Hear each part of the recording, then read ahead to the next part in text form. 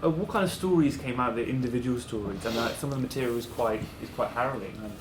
There's a lot like that, and I think, history isn't always, fantastically good and cheery. It is often quite bleak and dark.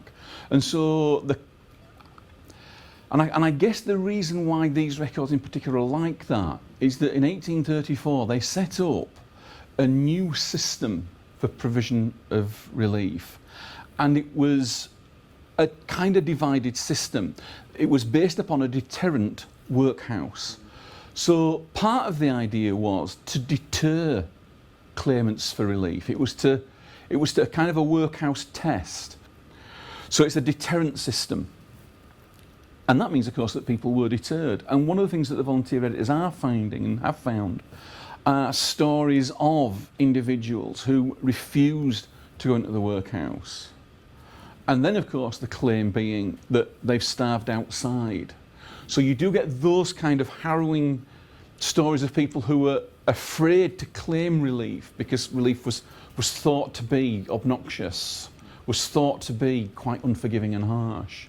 So you get those kind of stories. But of course, the other stories that you get and that the volunteer editors have picked up are stories of abuse within the workhouse. So in Staffordshire, the group there found stories of a young boy named Peter Lyth, who was beaten by the schoolmaster, really quite badly, and that's reported through to the authorities. Hence, the paper is in the paperwork that the editors were working on. In Kidderminster, there was one of the porters tied a young 6-year-old into a sack and put in one of the outhouses for wetting the bed. And of course, one of the things that happens in the workhouses is that the husband will go one way, the wife another, and the children another.